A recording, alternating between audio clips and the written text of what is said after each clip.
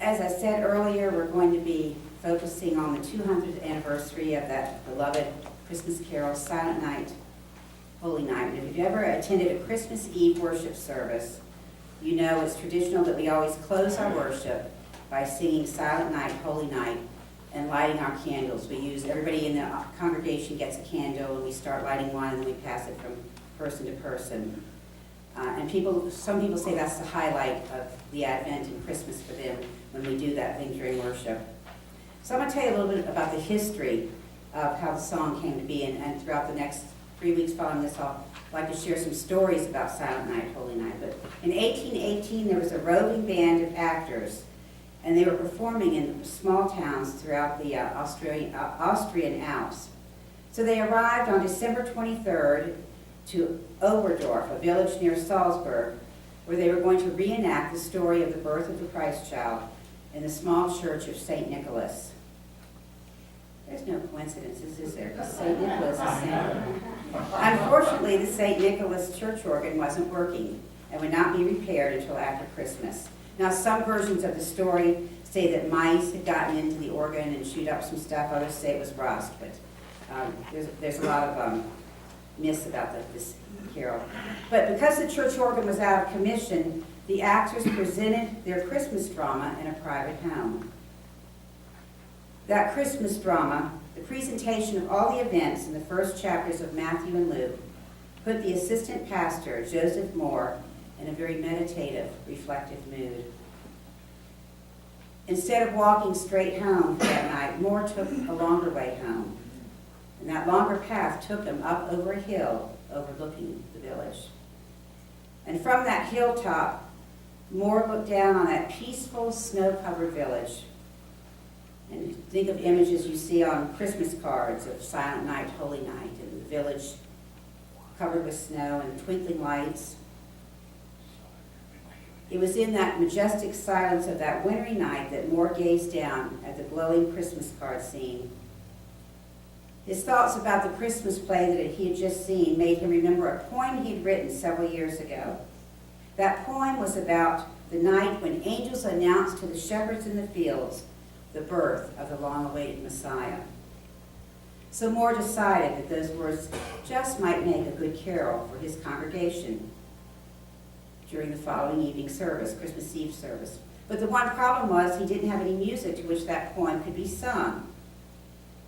So the next day, Moore went to see the church organist, Franz Gruber. Now, Gruber only had a few hours to come up with a melody which could be sung with a guitar. But musicians can do wonders. By that evening, Gruber had managed to compose a musical setting for the poem. It no longer mattered to Moore and Gruber that the organ was not going to work. They now had a Christmas carol that could be sung without their beloved organ. So on Christmas Eve in the year 1818, the little village of Obendorf congregation heard Gruber and Moore sing their new composition to the accompaniment of Gruber's guitar. Now, weeks later, the organ repair person comes. His name is Karl Maueracher, arrived to fix their organ. When he stepped back, he let Gruber test the organ to see if it worked okay. And Gruber began to play the simple melody of Silent Night, Holy Night that had been written earlier. As the organ repair person heard it, he was deeply moved. So he took copies of the music and the words of Silent Night, Holy Night back to his own Alpine village. And there, two well-known singing families heard it. And captivated by the song Silent Night, Holy Night, both groups began singing this new carol during the Christmas season performances. It gained popularity over the years. And 20 years later, after Silent Night was written, the song was finally brought to the United States, but it was sung in German. It wasn't actually until 1863, nearly 50 years after being first sung in German, that Silent Night was translated into English. And 8 years later, that English version made its way into print in Charles Hutchins' Sunday School hymnal. Today, the words of Silent Night, Holy Night are sung in more than 300 different languages around the world. 6 verses, 6 powerful verses that changed our world. For the very first time this carol was sung and heard, it has been a symbol of hope and peace and solidarity. Silent Night, Holy Night is a song that connects people and one that has rung out around the world as a message of peace for 200 years. It transcends national borders, language barriers, and religions. So on this 200th anniversary of Silent Night, our communities, our churches, and our world, and our country are torn and divided about many issues. Families fight over who's sitting in the White House or not sitting in the White House. Politicians are still arguing, and our words continue to spread ignorance and hate. Social media is blasted with hateful words, and it appears we will continue on this destructive path of division and separation from those whom we don't share the same political views that we do. The words of Silent Night, Holy Night, which has united communities in the past, seem very far off on this first Sunday of Advent. How can we sing Silent Night, Holy Night?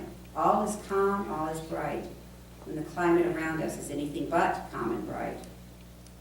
And then our scripture reading today from the Gospel of Luke is not very comforting to us. It's not anything about the coming of the birth of the Christ child. It's about actually the end of the life of Jesus. It's usually read during Holy Week as he was getting ready to face his death. But our reading tells us about the days ahead for us. Signs in the sun, the moon and the stars, distress among nations, the roaring of the seas and waves, people fainting from fear and foreboding, powers of the heavens shaken.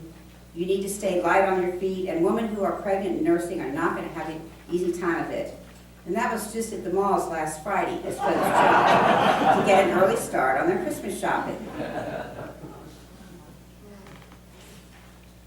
The words from the Gospel of Luke make us look, though, at our own times in history and deal with the facts that there is much distress in our world and much terror in our world and much agitation in our world. And frankly, if we're all being honest, there's much distress, terror, and agitation in our own lives. So in our current climate, it is very easy to get caught up in the fear story. It is compelling. And we have become convinced that to put up defenses is the only way to stay safe. Protect our own. We shift into that mode. Staying in the fear story will only lead us to more fear, so that soon we have given up all of our power to the things we fear most. Yeah. So today we lit the first candle of Advent, and it was the candle of what? Hope. So on this first Sunday we are reminded to have hope. But is it possible to follow a sign of hope, illuminating the way to a better way of being together?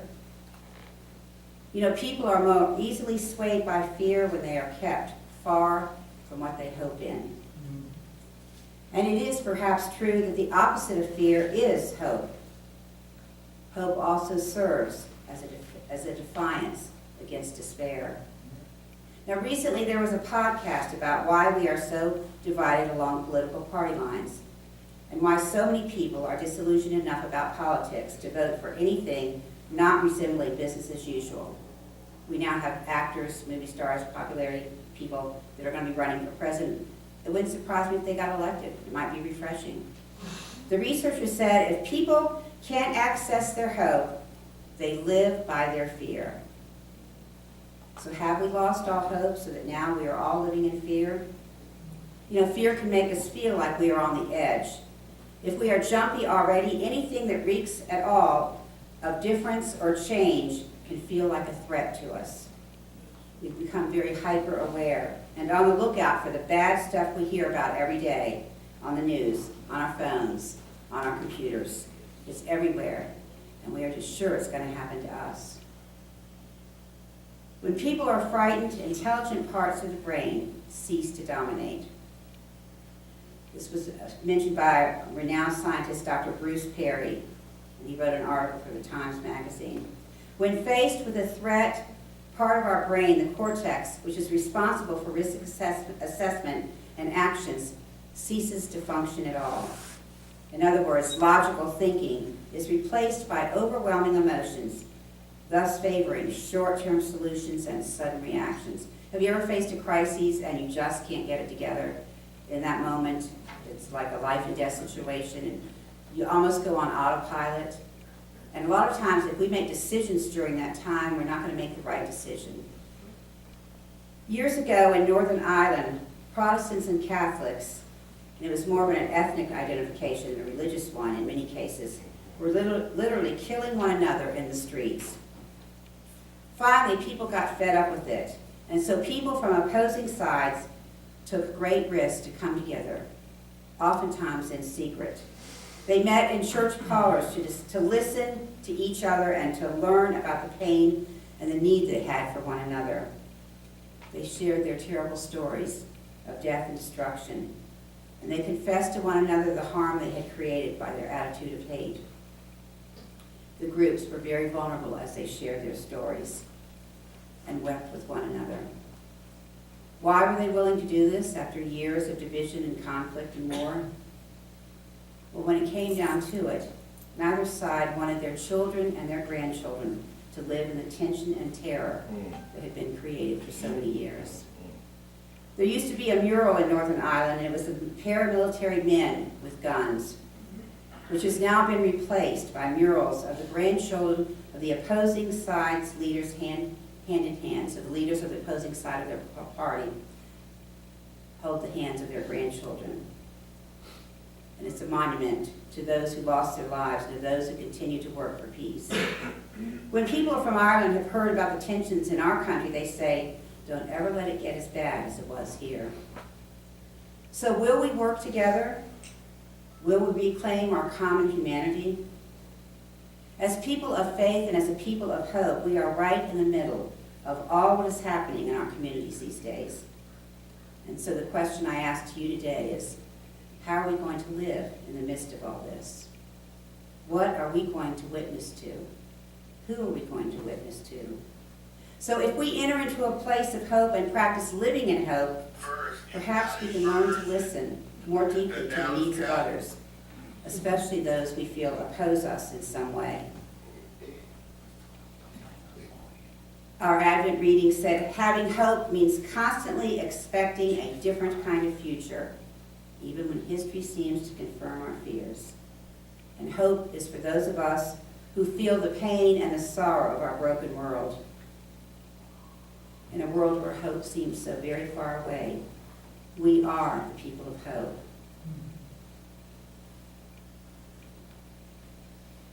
We can create an environment of calm when we learn to listen to one another, to help our stories unfold in a different way, and to watch a new reign of peace and justice mature.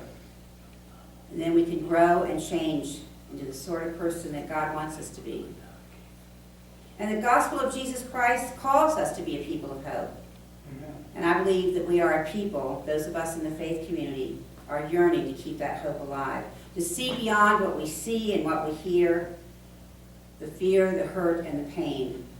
We can perceive something much higher than all of this, much deeper and much richer, which transcends the current climate swirling around us. I believe we are called as the beloved children of God to push beyond just what we can see into what we can hope for. So perhaps this Christmas we can call a truce and have it be a time of ceasefire from our own sources of conflict. Perhaps this year we will raise our voices in song to celebrate the birth of the Christ child again, with spirits of peace and love that transcends all barriers. So I want you to imagine what it will be like on Christmas Eve as we begin to light our candles. We are gathered together, one body, that mystical holy night. And we are ready to welcome into the birth of the Christ child into our lives again. And we slowly begin to sing that sacred carol, Silent Night, Holy Night, all is calm, all is bright. And we begin to light each other's candles, one at a time. Each person passes it on to the other. Emerald passes it on to Sarah. Sarah passes it on to David. David passes it to Terry. Terry to Maureen. Maureen to Jackson. And so on, and so on, and so on, and so on. It doesn't matter who you voted for. I'm not going to ask you that as we pass the light to you. We don't care if you're conservative, or if you're a liberal, or a right-winger, or a left-winger. If you're gay, lesbian, straight, bisexual, transgender, old, young, black, white, we don't ask because we don't care. We pass the light to the person next to us. And together, our candles go beyond this very room that we are gathered in, singing this sacred carol. And it begins to reach one person and another, and another, and another, until we all can hold our candles high, because it truly has finally become a silent night, holy night, as we listen to each other and to the voice of God, and as we reclaim our hope as the people of God who are called to transform our communities and our world. God bless you.